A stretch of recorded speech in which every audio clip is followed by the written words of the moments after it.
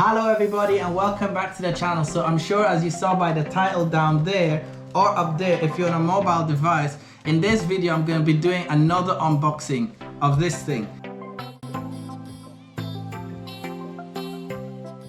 So this thing here is the all-power AP-SS-005 solar power generator. It can also be recharged by the mains.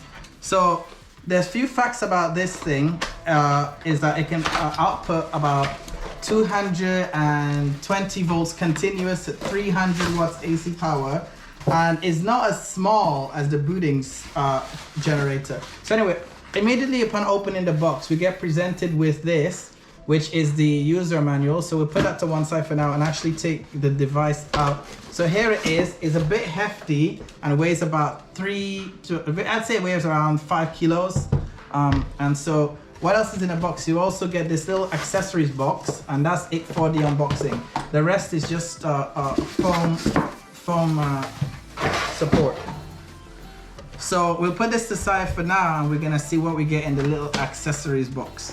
So opening the little accessories box, we can see that the only accessory they actually give us with this device is a mains charger. So this mains charger is can input 100 to 240 volts AC at 50 or 60 hertz, and it outputs 20 volts at 3 amps. And then it's also a modular power supply, so you can get different cables for different countries if you like. So it's a pretty simple unboxing. They don't actually give you that much accessories with it except from the charger. So coming to the device itself, let's do a walk around of the device, and we're gonna start at the front. So on the front is where most of the action is. We can see it actually has 2 little LED flashlights on either side, which is pretty cool. And now this is interesting. If you turn on one of the flashlights, you'll see that it actually has a little LCD screen. So if I put on the DC, and the LCD screen shows a lot of information. It shows the current percentage, which is at 88%, and it also shows the power in when you're charging it and the amount of power that is being drawn by the device. So it can output power to these two mains, UK mains sockets, about 240 volts and 300 watt continuous, and it can also do up to 500 watts for power surges. So to enable the DC, you just press this DC button, and then the DC ports, which are the USB ports on the one side, I'll show you in a minute, and this 12 volt DC out. And then to activate the AC ports, because by default they're off, and you hold the AC button down for 5 seconds.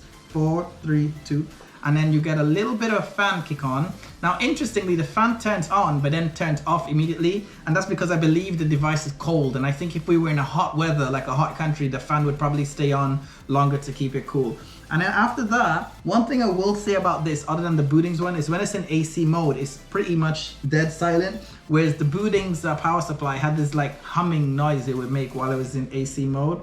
So that's how you enable AC, and now this AC ports will work. So that's it for the front of the device for now. Let's move on to the right side. So moving to the right side of the device, you can actually see we get a 12 volt DC car lighter socket. So if you have any accessories that you would normally plug into your car lighter socket for power, such as, you know, I know they sell like earbuds and different devices, they'll often sell you a little lighter. A lot of camping equipment comes with the car lighter socket. So if you have anything that can plug into a car's 12 volt lighter socket, you can plug it in here and it'll give you 12 volts DC up to, I think, 150 watts here. It also has a solar charger input next to the mains input. So if you did have a solar panel, you could actually plug it into this and you can generate electricity from your solar panel, and this will store it. And then of course we have the mains input, which is that 20 volt 3 amp DC main. So it looks to be about a 5.5 millimeter DC jump. So that's it for the left side. Let's move on to the back. There isn't much to see on the back. There's no air vents or anything like that. It's just plain, so let's move on. And then onto the right side, here we can see it has a USB hub. Now these are some very powerful USB ports. These are actually more powerful than the ports you get in your phone box. These output 3 amps at 5 volts. And this one here is a USB-C in-out quick charge port that can output up to 65 watts.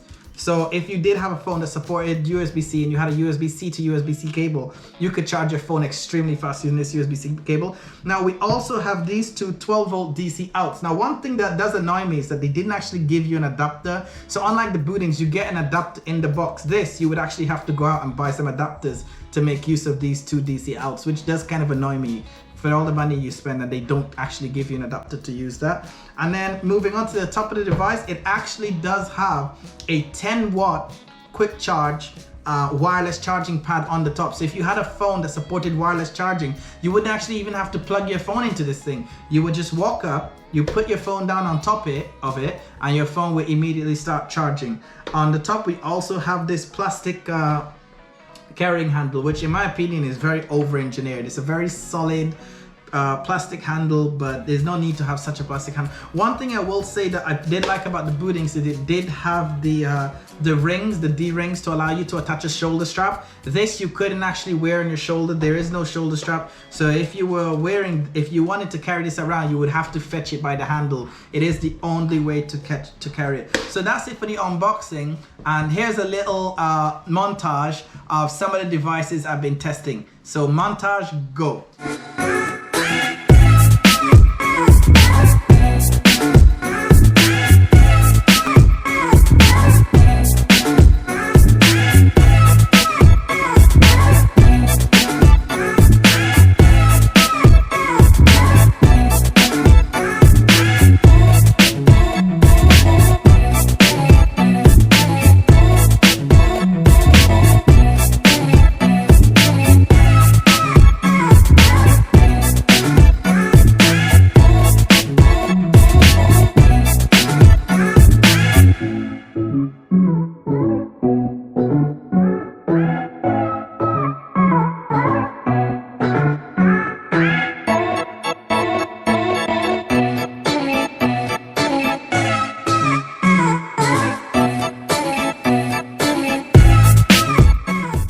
Hey Portal, play Juice WRLD. Can't never do right, can't lose this fight, I'm already low.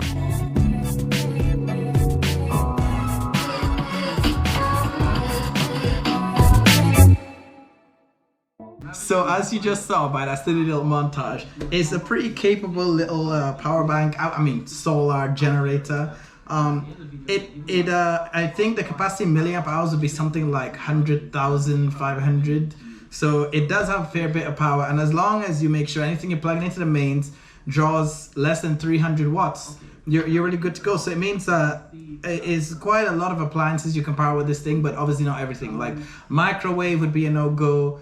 A mini fridge could be, maybe a larger freezer would struggle. But things that generally run on less than 300 watts this thing would have no problem with keeping up with them. Now, one thing I'm not actually sure about is if it's a 300 watt like total, or if it's 300 watts per main socket. So like say you had something in main socket 1 that was pulling 290 watts, and then you tried to plug in something into socket 2 that pulled 100 watts, I feel at that point it would give up, because one thing none of the documentations actually specified was whether it was 300 watts per socket, or if it was 300 watts as a total the device can output.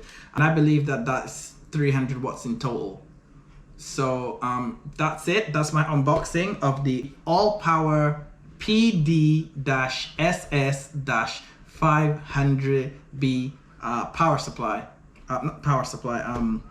solar generator. Anyway, listen, I'm starting to mumble my words, so thanks for watching, and I'll see you in the next video.